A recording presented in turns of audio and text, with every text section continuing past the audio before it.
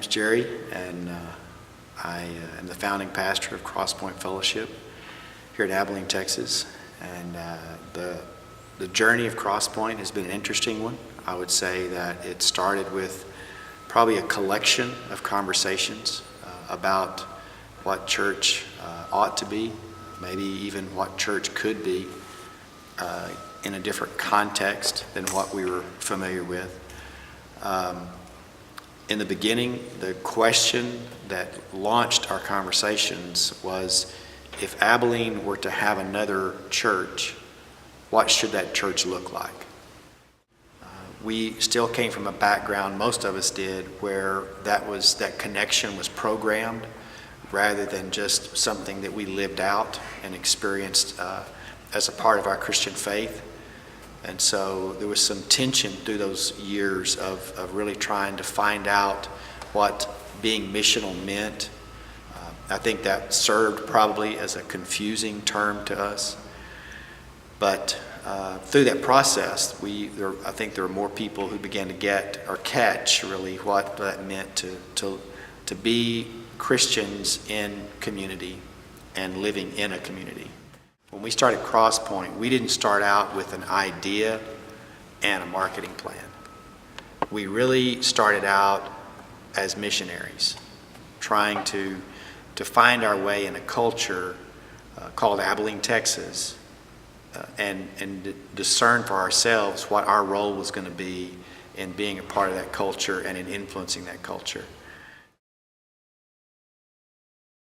The way I've described it is it's an experience of shared life, where in my experience prior to Crosspoint, community happened at the church, and you stayed busy enough that was where the bulk of your activity was at the church or at church activity. And what we began to experience and talk about was how it is that we share life. How are our lives going to intersect throughout the week? And so we have a group that starts showing up at the tavern to listen to Kurt. And before we realize it, we see that there's a sense of community in what's happening there.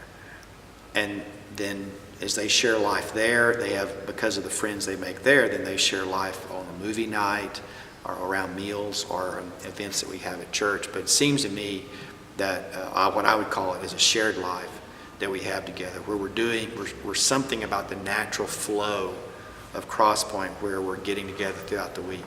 And Monks plays a role in that.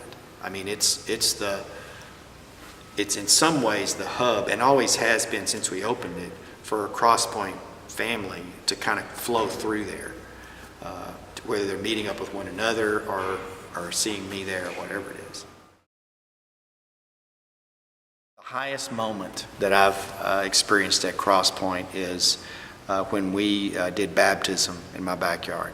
And as I reflect on that, it's just one of those moments that can play out in my mind as a movie. I'd never seen the community come together in that way, where we had food together, we shared in worship together, and then we had baptism in our pool. And it was just the culmination of everything that I wanted Crosspoint to be.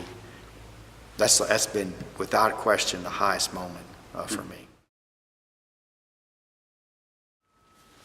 The part of the nomadic life, I think, that feeds into our philosophy and an idea of being missional is that it keeps you from being focused on something that is central or a hub. Like even the short time we were at Chimney Rock in a church building, I sensed that during that time that we had become very closed off, because you show up every week and everything's set and everything's ready. There wasn't any preparation from week to week that for that place, and we just eventually became what I felt like was very closed off to the rest of the world. And one of the things that we had experienced in our second location, which was a storefront with pane glass all across the front, is that we were usually every week distracted by people coming into the parking lot, getting Sunday lunch and different things like that. But it was a reminder, it was a symbol to us that we were to be outward thinking, thinking about others, outwardly focused. One of the things that happens with not just the nomadic life that we've experienced, but just the way we're structured is it keeps you living in a faith that sometimes a structure and a building, without you even realizing it, kind of provide for you. Whether it's in terms of budget or building, when you don't have either one of those things, you're really in a place where you're trying to pay attention to what God's saying to you. And one of the words that I've heard you use, that we use a lot, is being attentive, not just to what we feel like God's telling us to do, but the situations that we're in, the circumstances we're in, being attentive to the people who are around us, and seeing through those circumstances what God's saying to us, or what we sense that God's saying to us.